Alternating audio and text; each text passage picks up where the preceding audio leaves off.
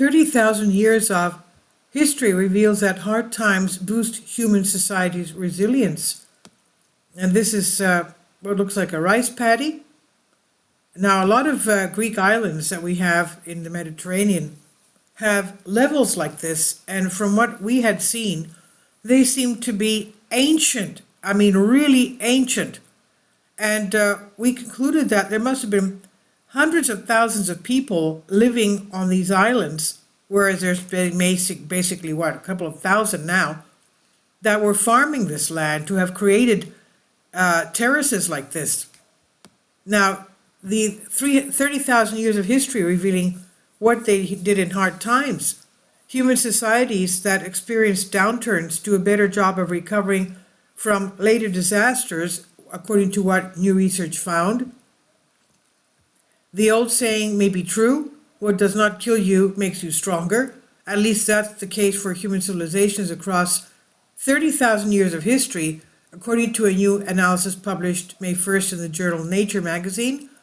The study found that across the globe, ancient human societies that experienced more setbacks were also quicker to bounce back from future downturns. The more often a population experiences disturbances or downturns, the more likely it is to be able to recover faster the next time around, study leader Philip Reeves, an archaeologist at Bournemouth University in the UK, told Life Science.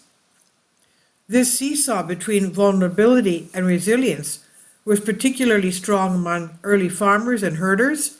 Reeves and colleagues found agricultural communities throughout history experienced more downturns overall than other societies, such as hunter-gatherer groups, but they also recovered from these downturns more quickly than other groups.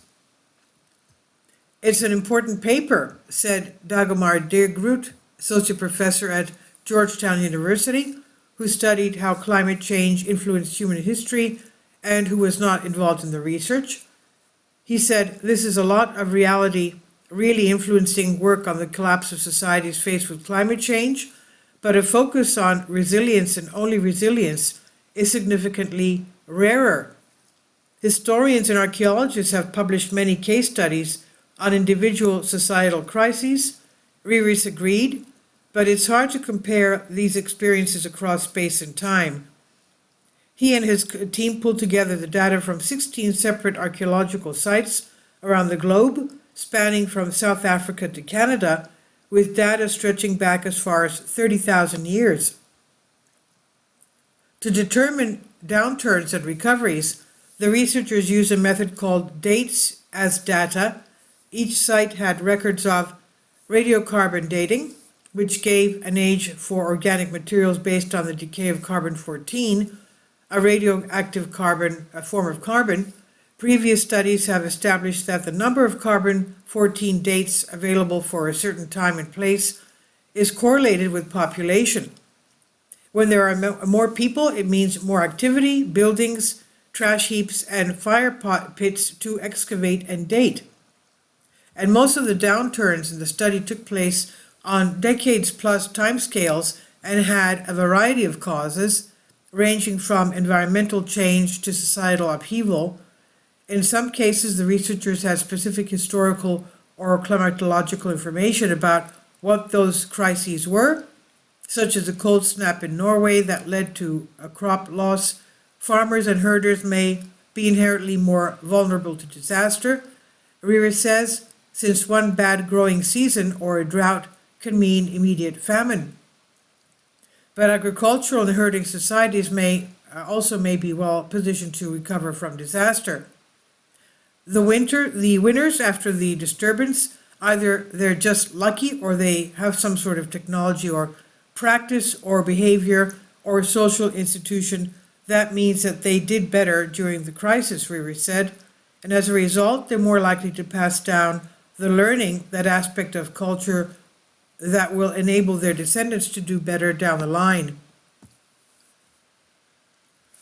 The archaeological findings mesh well with historical case studies, said de Groot, who has researched resilience in the Dutch Republic in the face of the Little Ice Age of the 17th century.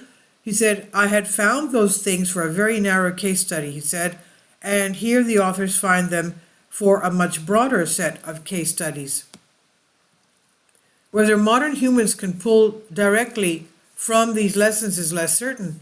De Groot said, all of the societies in the study were pre-industrial and might have little in common with today's global order.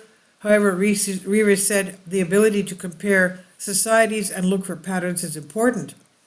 He said it provides the overreaching framework that will allow resilience to be tackled systematically. And this is by Stephanie Pappas of Science Alert.